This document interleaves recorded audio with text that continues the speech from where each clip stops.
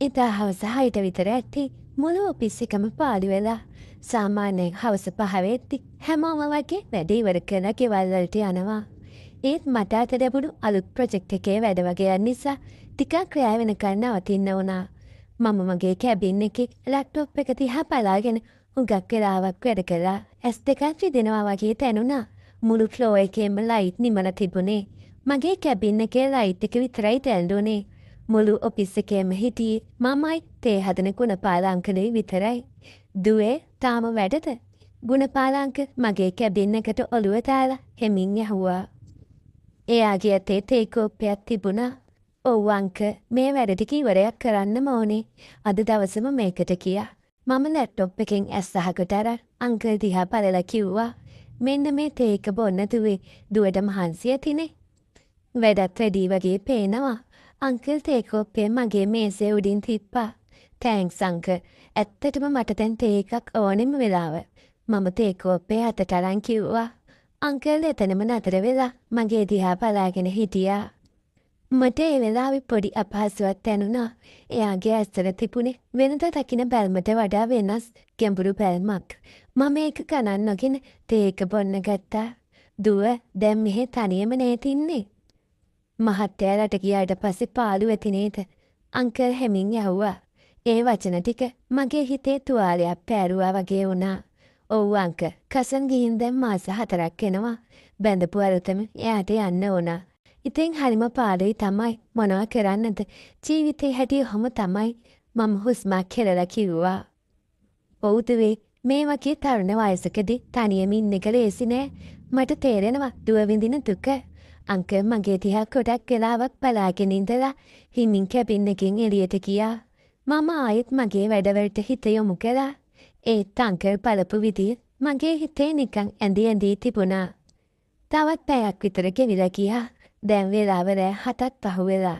මම කොහොම හරි වැඩ ටික ඉවර කරලා ලැප්ටොප් එක ඔෆ් කළා. මට දැන් හරිම මහන්සි. මම බෑග් එකත් අරන් පුටුවේ නැගිටින්න හැදුවේ ඉක්මනට ගෙදර යන්න හිතාගෙන.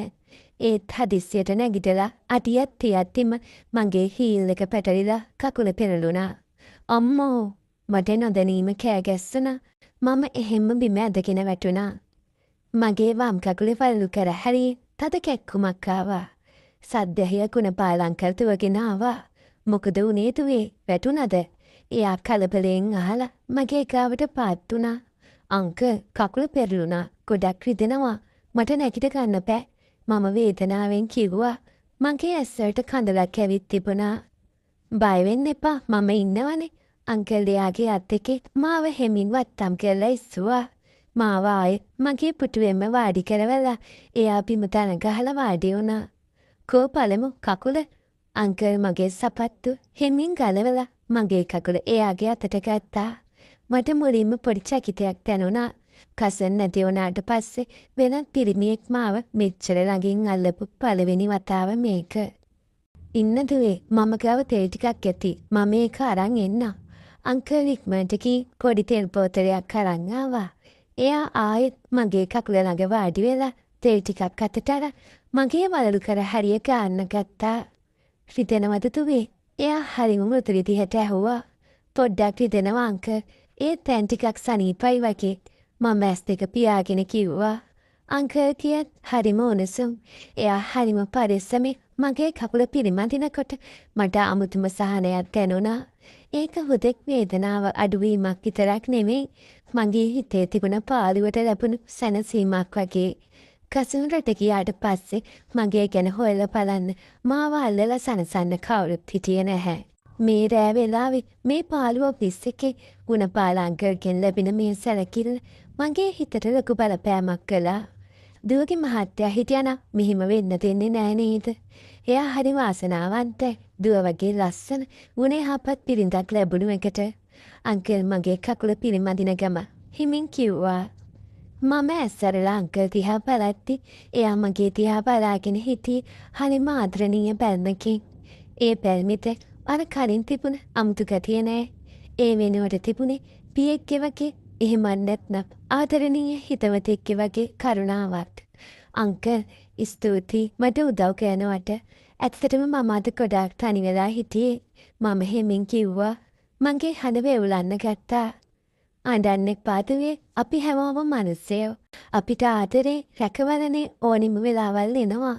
මම දන්නවා දුවට තැන්ට යන්න දෙයි. කවුරුත් නැති වෙලාවේ මෙහෙම දෙයක් වුණාම හිතට හරි අමාරුයි.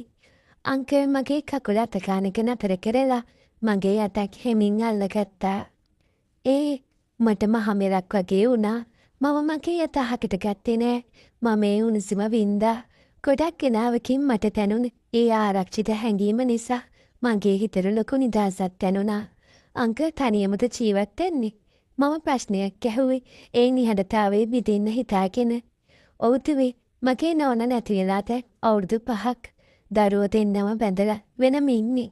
ඉතින් මමත් මේ ඔෆිස් එකේ වැඩ කරගෙන තනියම කාලේ ගෙවනවා. මටත් පාළුව තැනෙනවා දුවේ. ඒත් මම කාටවත් ඒක පෙන්වන්නේ නෑ. අංකල්ගේ හඬේ පොඩි කනගාටුවක් තිබුණා. අපි දෙන්නම එකම බෝට්ටුවේ කියලා මට හිතුණා.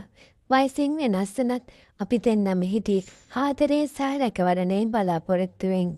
දැන් කකුල කොහොමද? ටිකක් ඇවිතලා බලන්න පුළුවන්ද? අංකල් ඇහුවා. මම හෙමින් නැගිටලා අඩියක් තිබ්බා. ඔව්, දැන් අර තද කැක්කුම නෑ. අංකල් තෙල් කාපු නිසා හරි සනීපයි. ඒ වුණාට දුවේ දුවට තනියම යන්න බැරි වෙයි. මම දුවව ගෙදරට ඇල්ලවන්නම්. මගේ බයික් එක තියෙනවා. නැත්නම් අපි ටැක්සියක් ගමු. අංකල් යෝජනා කළා. එපා අංකල්, මම බයික් එකේ එන්නම්. මට ඒක ප්‍රශ්නයක් නෑ. මම කිව්වා. අංකල් මගේ බෑග් එකත් අරගෙන මාව වත්තම් කරගෙන පල්ලෙහාට එක්කන් ගියා. හඳ පායලා තිබුණේ ඒ රෑ ආසයට. අංකල්ගේ බයික් එකේ පිටිපස්සේ ඉඳගෙන යද්දි මට දැනුනේ පුදුම සැහැල්ලුවක්. මම අංකල්ගේ උරහිසට අතක් තියලා තද කරලා අල්ලගත්තා. ඒක මට ලොකු ශක්තියක් වුණා. අපි මගේ ගෙදර ළඟට ආවා. අංකල් බයික් එක නතර කරලා මට බහින්න උදව් කළා. පරිස්සමින් ඉන්න දුවේ. රැයට ආයෙත් තෙල් ටිකක් ගන්න. හෙට වැඩට එන්න බැරි නම් නිවාඩුවක් ගන්න. අංකල් හරිම කරුණාවෙන් කිව්වා. ස්තුතියි අංකල් හැම දෙයකටම. අංකල් නැත්තම් මම අද ගොඩාක් අසරණ වෙනවා. මම ඇත්තටම ස්තුති කළා. ඕව මොනවද දුවේ? අපි මිනිස්සුනේ. එහෙනම් මම යන්නම්. බුදු සරණයි. අංකල් යන්න ගියා. මම ගෙට ඇතුළු වෙලා තොර වහගත්තා. ගෙදර වෙනද වගේම පාළුයි. ඒත් අද මගේ හිතේ අමුතුම උණුසුමක් තිබුණා. ගුණපාල අංකල්ගේ ඒ ආදරණීය සැලකිල්ල මගේ හිතේ තියෙන තනිකම ගොඩක් දුරට මකලා දාලා තිබුණා. මම මගේ කකුල දිහා බලාගෙන hina වුණා. සමහර වෙලාවට අපිට හිතා ගන්න බැරි විදිහට ආදරේ සහ රැකවරණය ලැබෙනවා. අද ඒක ලැබුණේ කිසිම දවසක මම බලාපොරොත්තු නොවූ කෙනෙක්ගෙන්.